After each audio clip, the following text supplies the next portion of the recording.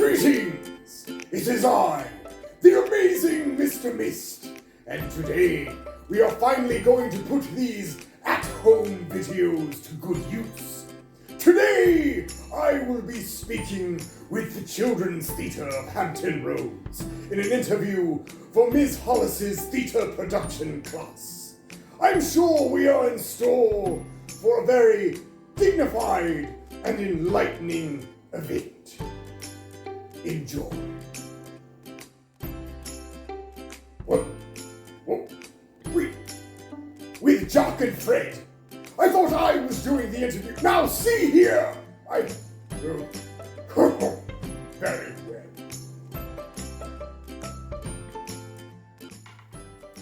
Hello! It's me, Jack, and I'm here with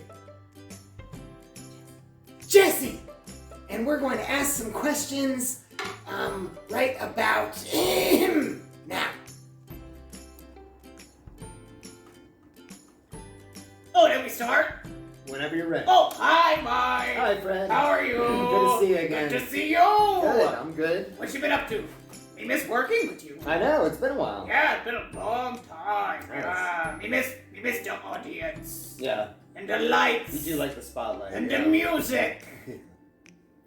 And the applause. Fred. Oh, the interview. Right. Okay. So, Mike. Yes. Got some questions for you. You ready? I'm ready. Are you ready? I think so. Jesse. Jack, Who is CTHR? you don't know who CTHR is? Of course I know. You've been in a CTHR production. Yeah. Yeah, Jack and the Beanstalk, I'm right? in charge of their online presence. That's right, you are, and you do a very good job, Jack. Thank you. What was the question? Who is CTHR? Oh, well, CTHR stands for Children's Theatre of Hampton Roads, and we are a small company that formed in 2005, and we are made up of performers and directors and writers, and we create and present original shows that are family friendly, and we present them throughout Hampton Roads, hence the Hampton Roads part of our name. Ah, I see. We go by CTHR because Children's Theatre of Hampton Roads is a mouthful. Yeah. So, what do you do for the company? Oh, well, This CTHR. this CTHR. I am the managing director of CTHR, Mm-hmm. which means I wear many different hats like all of us do in the company. Like different styles of hats, like a beret. Sometimes we wear berets. Yeah, we wear lots of different hats. It's an expression. Like we do lots of different things. Well, as the managing director, I help make a lot of the business decisions, and I'll run meetings and coordinate with our venues. And I also do the marketing for the company. What do you do for the company? I am the artistic director. Oh, fancy. Yeah. Artistic even. That's right. Yeah. Our company is a little different. We operate more like a band because our core group A is... band? Yeah. What do you play? Nothing. Oh. I guess you could call I would be the songwriter? Oh. Yeah. Underappreciated, right? Yeah. Our group is small, so we run pretty democratically in terms of choosing the season or having suggestions for the season. I think rather than a typical artistic director position, we operate more that way.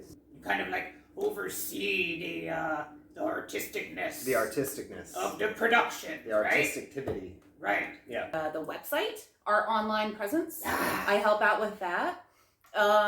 And I also perform and direct and write. We also write and direct a lot of the different shows that we do. Oh. If I haven't done that, then I'm acting in them. And help make props and costumes and lots of other things. Right. Many different hats. And again, everybody that we work with, they do all different kinds of things. We all have different jobs, but we all do many things and contribute lots of stuff to the company. I see. Mm-hmm. Got your big boy shoes on, huh? Yeah, Mike? that's right. Mike.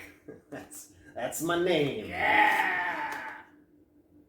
So, what is it like creating your own content? Lots of other theaters and companies that you'll go to see, they do plays that have already been written and performed and produced in other theaters where we write all of our own material. Oh. Yeah, so it's really, really fun because we get to decide what we want to do and what we want to make shows about. Like if we want to make a show about a little boy who goes up a beanstalk.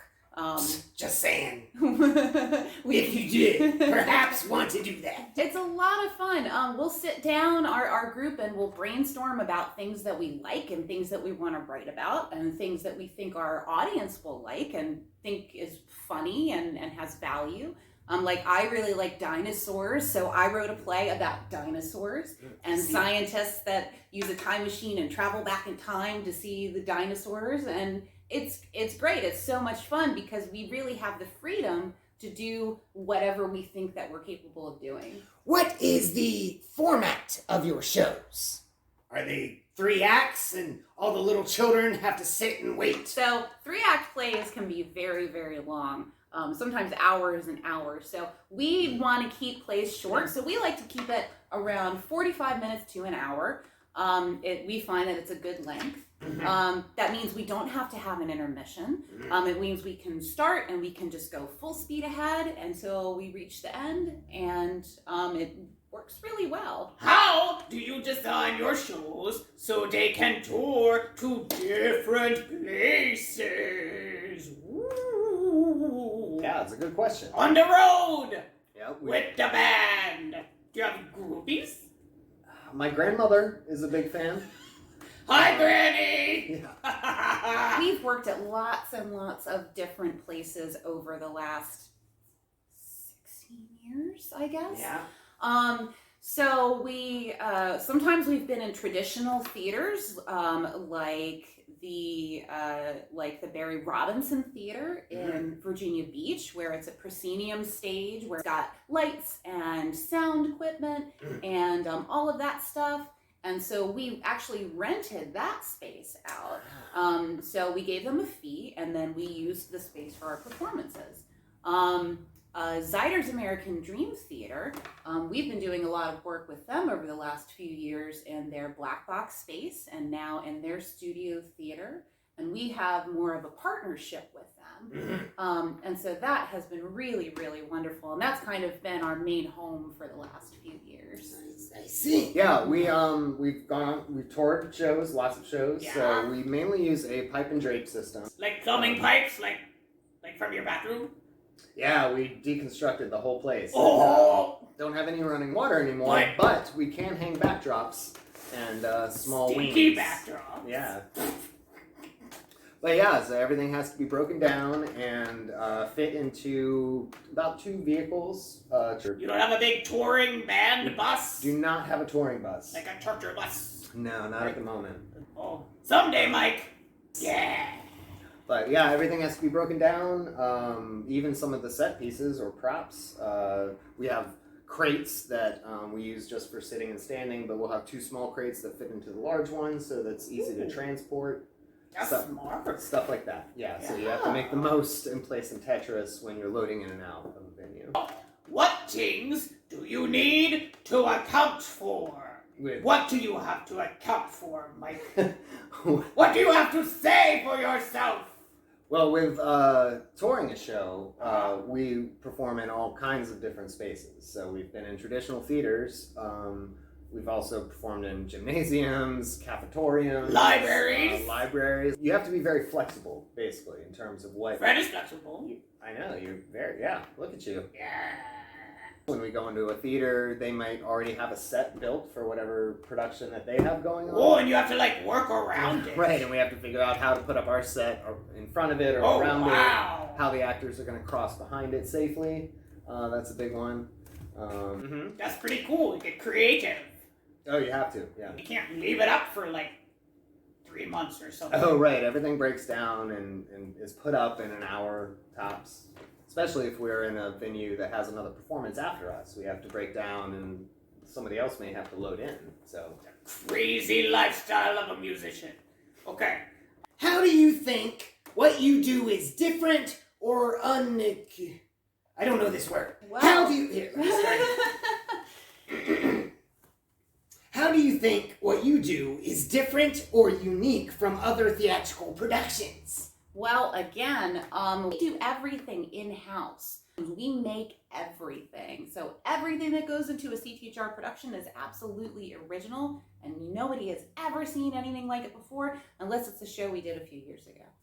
What about the shows themselves? I mean, like, the kids are all talking to the actors and stuff, right? It gets crazy sometimes. Oh, yeah, good point, Jack. Our shows, most of our shows, I would say 99%, are really interactive, which means the actors break the fourth wall and they talk to the audience. Not just the kids, too. We talk to the parents as well. Sometimes we'll ask them to sing a song with us. Sometimes we'll ask them to help us beat the bad guy at the end of the play. Sometimes we'll ask them to make sound effects like thunderstorms or, things like that. So it's really, really fun, and the kids really like it, and we really like it too. Neat. We also do some improv in our shows where we'll have a scripted show, but then we'll put some improv bits in there, and then the audience makes suggestions, and then we go off of their suggestions, which makes each performance different and unique. Right. I see. I got it. Yeah. Do you have a design aesthetic? Yeah. Aesthetician. I would say, when we're working at a place that has lights, we just do general warm wash, nothing too fancy, something easy on the eyes. I mean, it's a family show, so the lighting, I think, reflects that. We often perform, or have often performed in places that we don't have lights except for just whatever lights are in the room, so you have to take that into account and keep that in mind when you're writing a new show or trying to figure out what the season is going to be, what your limitations may or may not be. Okay. What are your technical needs? What are your needs? What do you want? Well, let's not get too personal, Fred, but Ew. we could, like we were talking about, you need to be prepared to not have much of anything to work with. Right. But again, when we do have that option, like working at Ziders, when we can do light changes and different colors and stuff like that, we absolutely love doing that. Yeah. Yeah. Sometimes you get a good technician and they have lots of equipment. They can do little special things. Exactly. But can't count on it, right? Right. Not the style of theater that we do. Right. It's fast and furious. We've even been and loosey-goosey. Yeah, you have to be flexible. We've been in professional theaters, but not with a technician to really, that could only do lights up and lights down. So it's nice to have a blackout at the end of the show. And sometimes with the house lights, we leave them up at like half, right? Oh, typically, yeah. Yeah. Because our shows are interactive, we want to make sure that the actors can at least more easily see the audience if kids are raising their hands, or especially if there's multiple children raising their hands, it's easier to pick out who you're going to call on. It also helps the kids sometimes, because if you have little ones, they're more comfortable if it's not pitch black, Yeah. in the dark theater. It scares them sometimes. It can be scary. Yeah. Well, and they like to see each other too, right? Yeah, the audience. Sure. Yeah, they like to see each other and what they're doing and Yeah, why not? what they're wearing. Yeah, and I'm just... anybody's picking their nose or anything. Yeah, stuff like that, yeah. Yeah. I mean... Hey, yo! Stop that. Sound is the same. We have to be prepared to get by with as little as possible, just in case. We're on tour. It's just a JBL wireless speaker. You can get these all over the place. They're relatively cheap. They sound really good. Yes, loud, too, for something so little. Yeah. You wouldn't think something so little could be so loud. Exactly. Yeah. So when we're on tour, say, we just run the sound off the laptop. If we're fortunate enough to have a stage manager or an assistant director that can sit backstage and run the sound, we can have a full sound cue list. If not, but we really need a sound cue, like say a clock needs to chime for Ebenezer Scrooge, we have to have an actor that is not on stage available to at least click play, just at least to have that bell chime. Right. Oh, and like the Z-Siders, they have a projector, right? That's right. Sometimes we can put images up. Yeah, that has been more of a new thing because we've toyed with the idea of doing that in other spaces, bringing like our own type of projector and stuff.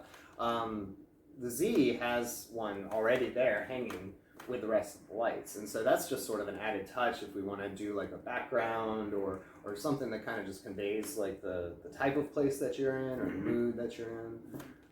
So we use that when we can. Yeah. Same with the lights. If we have that available to us, then we certainly use them. Right. Like lighting effects or sound. Right. you know, Just stuff all like red. that. Sometimes All red lights. we have done that. Yeah. Yeah. It's a good color. Yeah. And around the world in 80 days, we had a different light cue for each country that they visited to, and so it was a different... Differentiate. That's right. Oh, very good. Oh, yeah. What do your sets consist of? Consist of. We almost always have the main backdrop. Consistent. Yeah, we are consistent with Yeah. that. And one or two wings along the side. The actors, because it's a small company, almost always a small cast, the actors play multiple characters. So they have to at least be able to change costumes out of sight of the audience. So between the main backdrop and one or two wings off to the side somewhere in the space, that allows them time and space to do that. And then to enter and exit from, right? Right. Yeah. Right. Right, yeah. And then, like the sets and things, like, they change for director to director, right? Right. That's all dependent on the show, and whoever's directing that production, again, works with kind of all of us as a group, but they usually come to the table with an idea of how they want the setup to be, because it's a pipe and drape system, that too is fairly flexible. So we could have our main backdrop and like a couple of wings on the side, or we can make like more of a box, or And who does the backdrops? if they're painted, then Jessie is the one who paints the backdrops.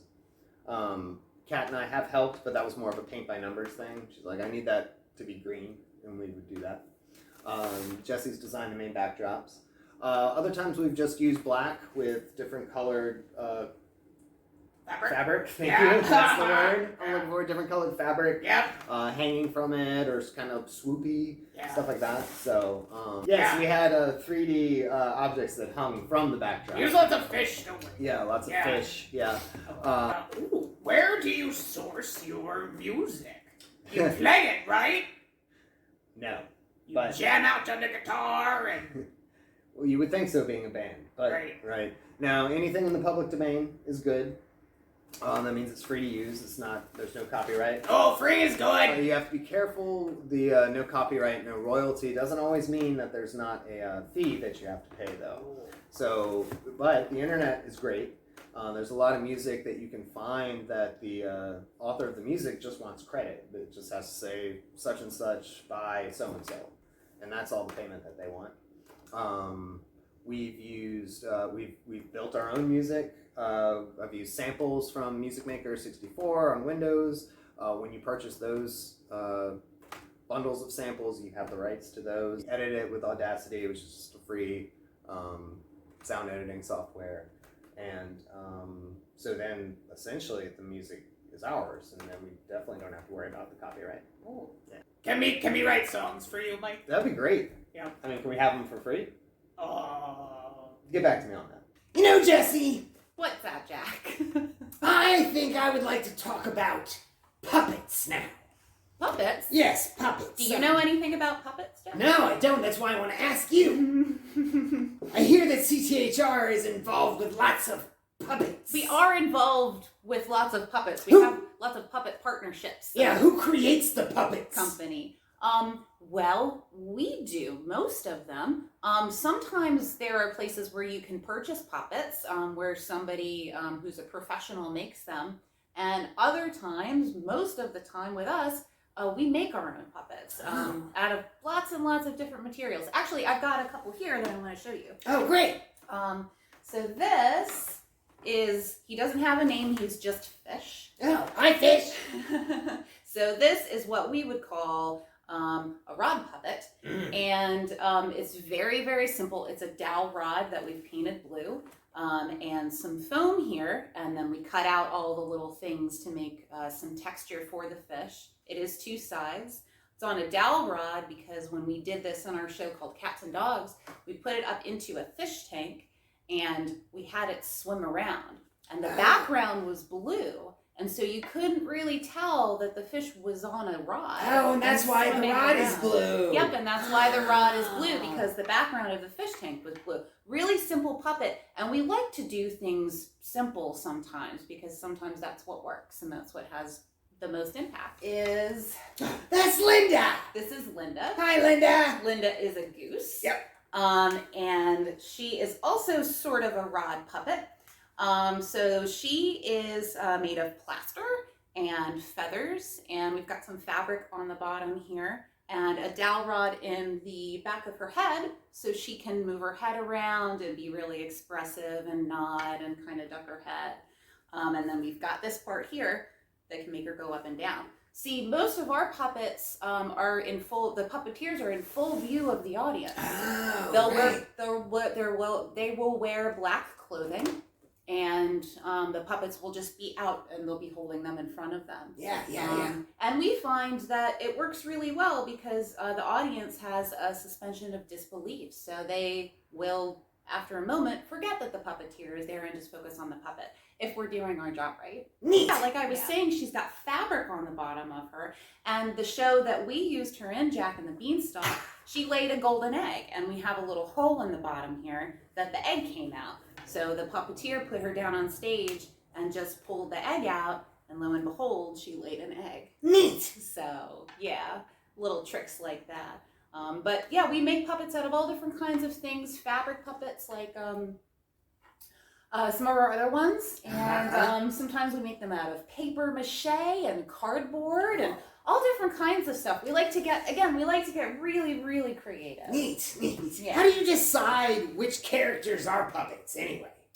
Well, for instance, in Jack and the Beanstalk, we decided rather than make a giant puppet to be the giant like we were originally going to do, we decided to make the giants in the story regular sized costumed actors, and then all the other characters were puppets. Oh. So your mom and the fairy and what other characters did we have that were puppets? Linda. Okay. Yeah. Moving on. Well, Next question. Well, while I'm having an existential crisis, could you tell me what some of your favorite moments have been? Oh, some of my favorite moments. Yeah, other than meeting me, but working with me, and this interview was probably pretty high up on your list. But well, every moment is really very special. We put a lot of heart and soul into what we do, and it's all very personal, again, because we create all of it ourselves. So most of my favorite moments have happened in rehearsal, when there's a great moment of chemistry that happens between 2 performers or something that was really challenging, and we worked together and found a way to make it work and make it work really well. Lots of our favorite memories are things that our audiences have done or said. Again, it's very interactive. There was one show we did a couple years ago. It was called Like Cats and Dogs. And there's the fish is from that. That's the fish. The fish is from that. So it's like Cats and Dogs, and the only characters in the show are a cat and a dog and the fish. So there's a scene where the cat is reading the dog's diary. And the cat and the dog at this point in the play are friends. And they didn't really like each other to begin with, so the dog kind of wrote some mean things in his diary about the cat. The cat decides to read the diary. Again, this is after they're friends, and the cat gets very sad when he reads some mean things that the dog wrote about him. No. And we had a kid in the audience shout out, "That was before he knew you." And it was very sweet. Oh, that's sweet. It was very, very sweet. And we have lots of moments like that, and we have lots of things that our audience members say that are really funny or great suggestions that they have. So it's every moment is good. great. Oh, what are some of your favorite moments? Oh. Mike, come here. Yeah. Oh, Oh, I know. yeah. Working with you, Fred. Oh, me know. Yeah. Me know. Yeah. Yeah. That's everybody's favorite moment. It is. You're very popular. Yeah. Yeah. Yeah, no, we just have a lot of fun. Often when something goes wrong is very memorable. Oh, yeah. We had a kid run behind the backdrop one time. Captain Mikey. Captain Mikey. Yeah. He was looking for you. Oh, actually. right. He went to see where Fred went, and Yeah. he got up from his seat Yep. and ran back behind the stage. I know where he is. I'll go get him. Yep, and he ran back there. Yep. And he found me. Yeah, well, he found you. Oh, he found me good. Yeah. Yep. Well, thanks for talking to me, Jesse. You're welcome, Jack. If you're not a puppet, that is. I don't know. We'll never know. Yeah, maybe we're all puppets. Suspension of disbelief.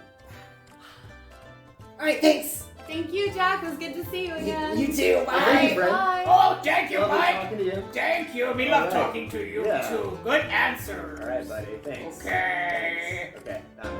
Boom. Bye, Mike. Love you.